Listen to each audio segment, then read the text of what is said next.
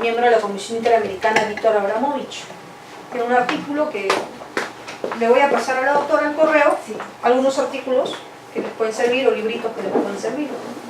Y ahí estamos hablando de la doctrina del riesgo, doctrina de la complejidad y doctrina del riesgo creado.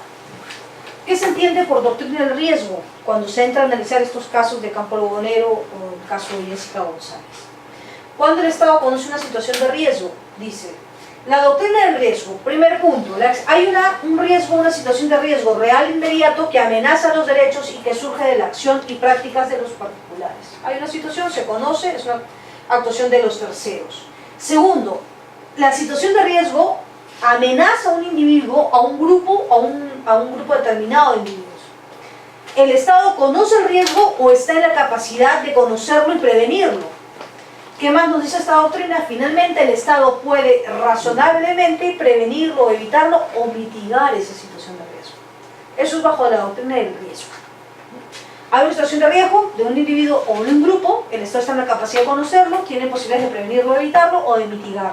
Caso, Larcomar. Caso, Utopía. Pero también hay otra doctrina que se desarrolla, que es en el otro supuesto, en la doctrina de la complicidad, que es el típico caso de las masacres contra Colombia.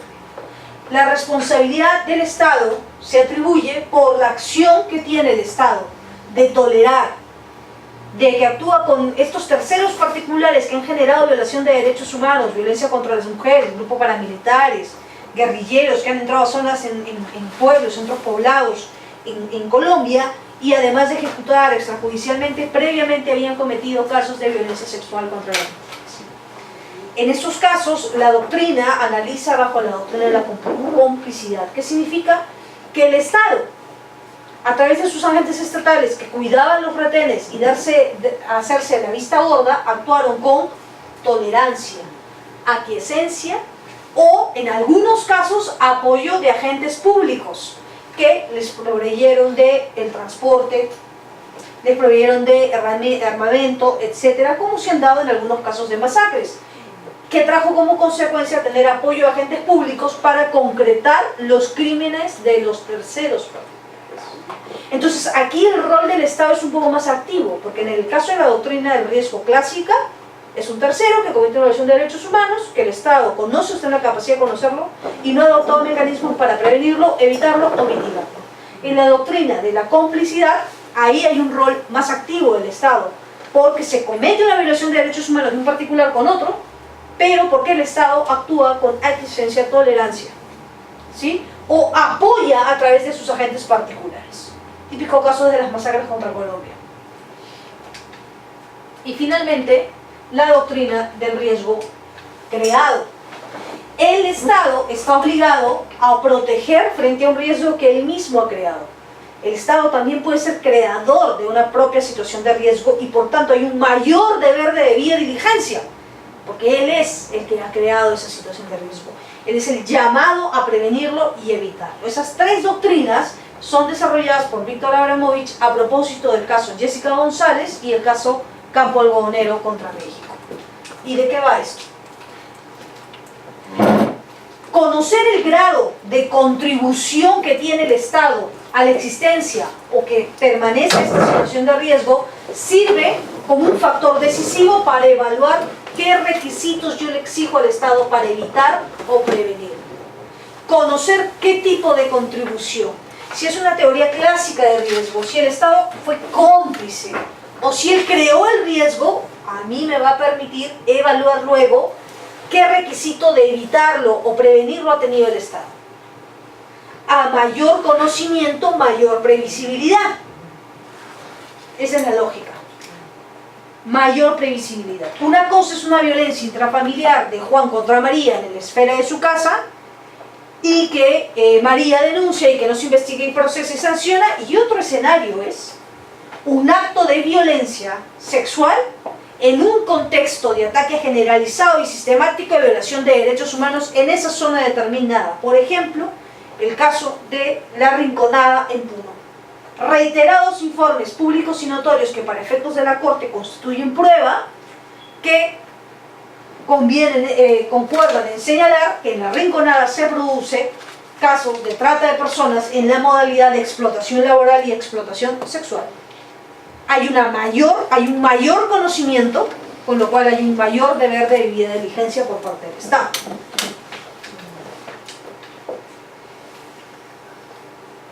Y nuevamente, que el Estado adopte medidas para prevenir y evitar el riesgo está condicionado a que el Estado conozca esta situación, este riesgo real inmediato. Como ustedes saben, los derechos humanos tienen límites y el límite a los derechos humanos porque no son absolutos, no son ilimitados. Lo que hay son prohibiciones absolutas, pero el derecho a la vida, por ejemplo, no es un derecho absoluto, es un prerequisito para el ejercicio de demás derechos. Se limitan por la seguridad nacional, el bien común, los derechos de los demás, la moral pública y el orden público. No me detengo aquí, voy a querer avanzar más para abordar lo demás que es el control de convencionalidad. Estos límites, la formalidad de los límites, ¿no? Por ley, con tiempo y de qué materia se limitan los derechos. En tema de interpretación de tratados, que es un tema que falta, la regla de oro para interpretar la convención que nos va a permitir aplicar el enfoque de género y también traerlo de manera interpretativa en la Constitución, esta es la regla de oro. Primero, los tratados se interpretan conforme al sentido corriente que haya de atribuirse, según su objeto y fin. Y esto lo establece la Convención de Viena de los Tratados, que es la madre de los tratados y que fija cómo deben interpretarse los tratados en derecho internacional público, que es el general, y aplica el particular, que es derechos humanos. Pero ¿qué ha dicho la Corte? Acá hay una figura. En el derecho internacional público se utiliza la interpretación auténtica. ¿Cuáles fueron los trabajos preparatorios para la adopción de este tratado? ¿Qué quiso decir la persona que planteó este tratado? Pero en derechos humanos esa interpretación puede ser restrictiva. Y así lo ha entendido la Corte.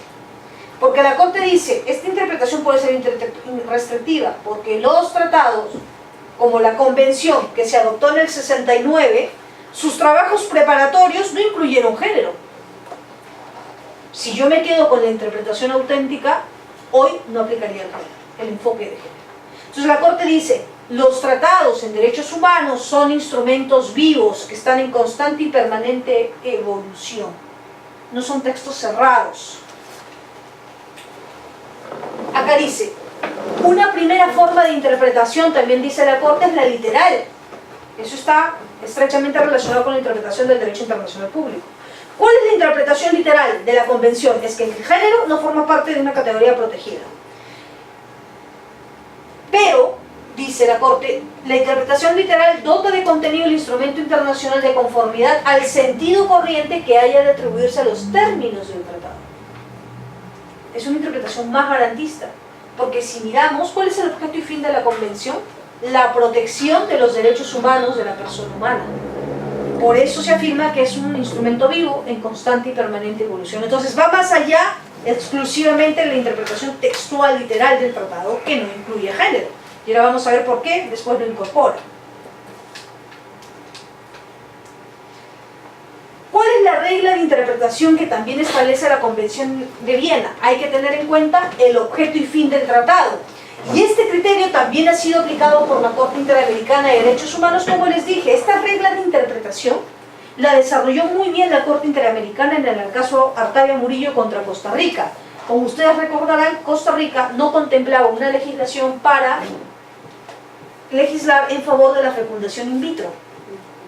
No tenían, era el único país en la región que no tenía fecundación in vitro, no tenía una ley para la fecundación in vitro. Al limitarlo, estaba incurriendo en una violencia de género, porque no estaba respetando, estaba discriminando a aquellas mujeres que no podían gestar de manera natural y tenían que recurrir a otras técnicas de reproducción humana asistida. Y ahí empieza a desarrollar este concepto de género. Pero ojo, para llegar a concluir que el género es una categoría protegida del derecho a la igualdad y no discriminación del artículo 1.1 de la Convención Americana, que ocurre en situación similar con nuestra Constitución, tuvo que hacer este método escalonado de interpretación. Primero dijo, a ver, la Convención de Viena me dice que se interpreta según su objeto y fin. Hay que la interpretación literal, pero según su objeto y fin. lo reitera y dice la Corte ya lo ha aplicado, el objeto y fin de la Convención es la eficaz protección de la persona humana. Entonces mi interpretación siempre es progresiva, en favor de la persona humana. Aplica también como forma de interpretación el contexto de los derechos y los trabajos preparatorios, en la medida que también vayan de la mano con una interpretación progresiva. A mí me da. Bueno, vamos a hacer. Además, incorpora estas otras formas de interpretación y lo hace en el caso Octavio Murillo contra Costa Rica. El principio de expansión. La convención tiene una interpretación evolutiva. En constante, permanente evolución según los cambios sociales, va avanzando, ampliando su ámbito de protección. También toma en consideración la interpretación pro persona, porque la propia Convención Americana sobre Derechos Humanos fija sus propias reglas de interpretación. ¿Por qué? Porque dice, si no te ha quedado claro cómo se debe interpretar según la Convención de Viena, buena fe, pacta sunt servanda, etc., yo también te la voy a aclarar, dice la Convención.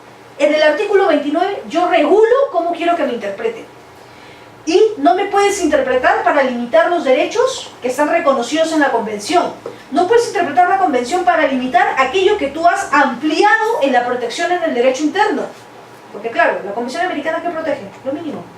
Y si yo en el ámbito interno he garantizado más, pues yo no voy a hacer una interpretación restrictiva. Pues. Siempre es pro persona. Incluye también la interpretación pro persona. La interpretación más favorable a la persona humana. Incluye también